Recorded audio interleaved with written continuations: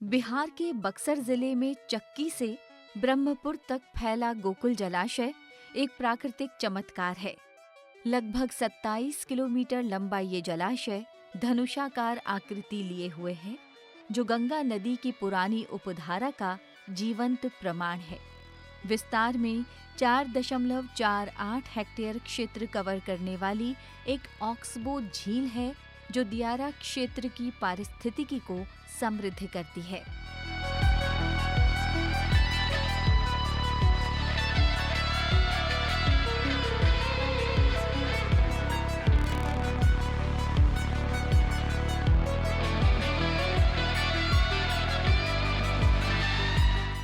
ये नैनी जोर से चक्की तक है। ये 3 प्रखंडों में फैला हुआ है। ये गंगा का पहले जो है, गंगा इसी जलाशय से गुजरती थी। संयोग से गंगा यहाँ से 5 से 7 किलोमीटर उत्तर चली गई। 25 किलोमीटर लंबा और 1.5-2 किलोमीटर चौड़ा है और जल का बहुत बड़ा पर्याप्त हमेशा सालों भर रहता है। तो जल मिला है हमारे क्षेत्र में बक्सर में, तो बक्सर का अगर ये बहुत बड़ा पैलेस भी बन सकता है। हमारे ज़िले में एक जिला एक उत्पाद अगर भारत सरकार की नीति है, तो हमारे यहाँ जलाशय अगर एक जिला को विकसित कर दिया जाए तो यहाँ लाखों लोगों को रोजगार मिलेगा। ग्रामीणों की मान्यता के अनुसार 1952-53 में गंगा ने अपनी मुख्य धारा को तब की जलधारा से करीब 8 किलोमीटर उत्तर की ओर मोड़ लिया और जवही दियारा के पार बहने लगी, लेकिन पीछे छोड़ गई एक उपधारा, जो आज गोकुल जलाशय के रूप में जानी जाती है। ये नदी की निशानी मात्र नहीं, बल्कि जैव विविधता का खजाना है। यहाँ 65 से अधिक दुर्लभ और प्रवासी पक्षी प्रजातियां निवास करती हैं। ये दियारा इलाके के लिए बाढ़ बफर का काम करता है, सिंचाई का स्रोत है और पशुओं की प्यास बुझाता है। पक्षियों के अलावा जलचर जीव, जलीय पौधे और मछलियां यहाँ की पारिस्थितिकी को संतुलित रखती हैं। परंतु अब इस जलाशय पर खतरा मंडरा रहा है और हालात बद से बदतर हो रहे हैं। पहले इतना बढ़िया स्थिति थी कि यहाँ सालों भर, माने मत पूछिए कि हमको लगता है कि जितना इस नदी के किनारे के मछुआरे हैं हमेशा वो संतुष्ट रहते थे और हम लोग भी रहते थे, और यह हमेशा नाव चला करती थी। आज तो अभी बस मार्च के बाद पता लगेगा कि जहाँ तहाँ ये सूख गया, एकदम जहाँ डाउन है वहाँ पानी बचेगा। अभी कई मछुआरों से बात हो रही, तो लोग बता रहे हैं कि हम लोग के बाल बच्चे जो है कंपनियों में काम करने जाते हैं, खेती करते कुछ और करते हैं। तो आपको नहीं इस जो गोकुल जलाशय का अस्तित्व जब से खत्म हुआ, सबको बाहर जाने पड़ा। नहीं तो जितने खास करके इस नदी के किनारे इस प्रखंड के मछुआरे नहीं, आपके सेमरी प्रखंड के मछुआरे, उत्तर प्रदेश के मछुआरे यहाँ आते थे डेंगी लेकर के और सालों भर इसमें मछली मारते थे और अपना जीविकापार्जन करते थे। लोकसभा चुनाव से ठीक पहले तत्कालीन सांसद और पूर्व केंद्रीय मंत्री अश्विनी कुमार चौबे ने इसे इको टूरिज्म हब बनाने के लिए 32 करोड़ रुपए की योजनाओं का शिलान्यास किया। वॉकवे, बर्ड वॉचिंग टावर और बोटिंग सुविधाओं का सपना दिखाया। इससे पहले वर्ष 2008 में तत्कालीन विधायक व समिति सदस्य प्रोफेसर हृदय नारायण सिंह के नेतृत्व में एक उच्च स्तरीय टीम ने निरीक्षण किया, विकास संबंधी अनुशंसाएं की और 3 करोड़ 71 लाख रुपए का प्राक्कलन तैयार कर मत्स्य विभाग के निदेशक को भेजा। लेकिन 1.5 दशक गुजरने पर भी कोई ठोस कार्रवाई नहीं हुई। ग्रामीण व्यंग्य करते हैं, चुनाव आते ही नेता अधिकारी गांव का दौरा करते हैं, वादे बांटते हैं, लेकिन वोट पड़ते ही भूल जाते हैं, कोई पूछने वाला ही नहीं रहता। काम भल की ना कुछ ना एमे काम कुछ नहीं के फैल, कुछ नहीं। इस जलाशय में कोई काम नहीं हुआ। यह सुनने में आया था कि साफ सफाई होनी है, सुंदर सुंदर घाट बनाए जाने हैं, ये करना है वो करना है, परंतु हुआ कुछ भी नहीं। हमारे हिसाब से यहाँ कोई काम नहीं हुआ है। देखे से हमने कुछ नहीं के भइले जा। वर्तमान स्थिति चिंताजनक है। जलाशय के किनारे साफ सफाई का अभाव है। प्लास्टिक कचरा, गंदगी और अवैध निर्माण ने इसे बदहाल बना दिया है, जिसका सीधा असर इस पर आश्रित लोगों के जीवन पर पड़ रहा है।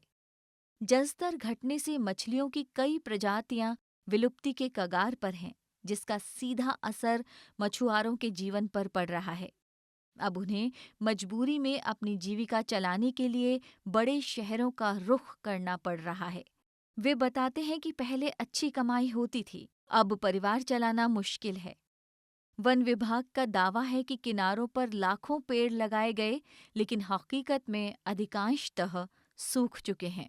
मछली कम भइल बाटे। मछली कम भइल बा। गोकुल जलाशय में लगातार मछलियां कम हो रही है। कारण यही है। मैंने पहले ही आपको महीना बताया जल है लग गया, उससे मछली कि जगह जगह पर महीन जाली पहले लगाने की पक्षी वजह से बहुत आती थी। साथ में जलाशय यहाँ के देखने में ना पूरा अंदर तालाब भर कई जाता जगह था। बांधे जाने की वजह से क्योंकि पक्षी मछलियां नहीं आ लगातार रहे, घट रही है। अब नहीं आ रही लेकिन उस तरह से। नहीं आ रहे।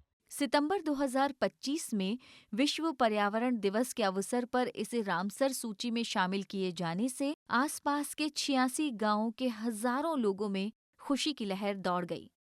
लेकिन इस उपलब्धि के लिए कई लोगों ने लंबा संघर्ष किया है।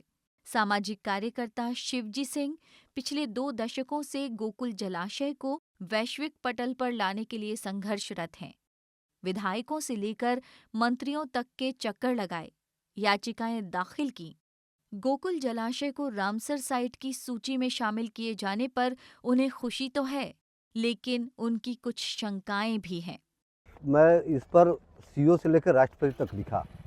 अब बिहार सरकार या भारत सरकार के कोई भी मंत्री जो इस जल से हो, खेल से हो या पर्यावरण से हो, मैंने किसी को छोड़ा नहीं, सबको लिखते गया। प्रधानमंत्री कार्यालय तक चिट्ठी लिखा, मैं खुद गया मिलने के लिए। वहाँ से एक हमको नंबर मिला और हमारा चिट्ठी का जो है, इसके बाद वहाँ से कार्रवाई शुरू हुई। फिर बाद में जो है इस पर सरकार अपना पहल कर रही है और रामसर जो है एक जो है संस्था है, उस रामसर से जल और जलीय व्यवसाय का वो बहुत बड़ा मतलब कि केंद्र बनने के लिए एक साइट बनाया गया है। रामसर साइट का दर्जा उन आर्द्र भूमियों को दिया जाता है जिनका अंतर्राष्ट्रीय महत्व होता है। ये दर्जा रामसर कन्वेंशन के तहत दिया जाता है, जिसकी शुरुआत 1975 में हुई थी। रामसर साइट का दर्जा देने का असल उद्देश्य महत्वपूर्ण आर्द्र भूमियों को संरक्षित करना है। जलाशयों का संरक्षण जलवायु परिवर्तन के लिहाज से बहुत महत्वपूर्ण है, क्योंकि ये जलवायु परिवर्तन के लिए जिम्मेदार कार्बन डाइऑक्साइड को सोखकर कार्बन उत्सर्जन में कमी लाते हैं। इसके अलावा जलाशय भूगर्भ जल के रिचार्ज में भी अहम भूमिका निभाते हैं। देखिए, गोकुल जलाशय की बात करें तो दिन पर दिन उसका अस्तित्व जो है संकट में है। अगर जलाशय का अस्तित्व संकट में आता है तो पूरा इकोसिस्टम जो होता है वो खराब हो जाता है। इकोसिस्टम खराब हो जाएगा तो जो आसपास के ज़मीन है वो बंजर हो जाएंगे। जल जीव जो जमीन जल के अंदर जो जल होते हैं उन पे संकट गहराने लगेगा, उनका अस्तित्व मिटने लगेगा, जो कि बहुत बड़ा प्रभाव डालता है। इसके साथ ही अगर तापमान की बात करें, अगर जलाशय संकट में होता है तो वहाँ के आसपास के तापमान भी बढ़ा। हम लोग ने देखा है, इस बार देखा है कैसा तापमान बढ़ गया। इसके साथ ही जो उसके आसपास के गांव हैं उनका जो लेयर होता है पानी का वो कम होते जा रहा है, जिससे जल संकट की भी समस्या आसपास के क्षेत्रों में होने लगी। पेड़ पौधे सूखने लगे हैं, तो इसका एक बहुत व्यापक प्रभाव पर्यावरण पर पड़ता है। फिर भी रामसर स्थल का दर्जा मिलते ही आशा की किरण दिखी है कि निकट भविष्य में इसका कायाकल्प होगा। इको टूरिज्म से न केवल रोजगार बढ़ेगा, बल्कि जैव विविधता संरक्षण भी सुनिश्चित होगा, जिसको लेकर जिला प्रशासन ने दावा किया कि जल्द ही जलाशय की सूरत बदलेगी। जिला वन अधिकारी डीएफओ प्रद्युम्न गौरव ने बताया कि इंटीग्रेटेड मैनेजमेंट प्लान के तहत पूरे जलाशय का जीर्णोद्धार किया जाएगा। इसके लिए पंचवर्षीय योजना भी स्वीकृत हुई है, जिसके तहत अगले वर्ष कार्य प्रारंभ होने वाला है। इसके तहत पक्षियों की गिनती तथा पर्यटकों के लिए कुछ मूलभूत सुविधाएं इत्यादि की व्यवस्था की जाएगी। उन्होंने बताया कि थोड़ा बहुत वृक्षारोपण भी हुआ है। एक अन्य सवाल का जवाब देते हुए उन्होंने कहा कि पूर्व सांसद अश्विनी कुमार चौबे द्वारा लोकसभा चुनाव से पूर्व शिलान्यास की गई योजनाओं का एक पैसा भी अभी तक खर्च नहीं हुआ है। अन्य योजनाओं के सवाल को टालते हुए उन्होंने कहा कि उन्हें इसकी कोई जानकारी नहीं है।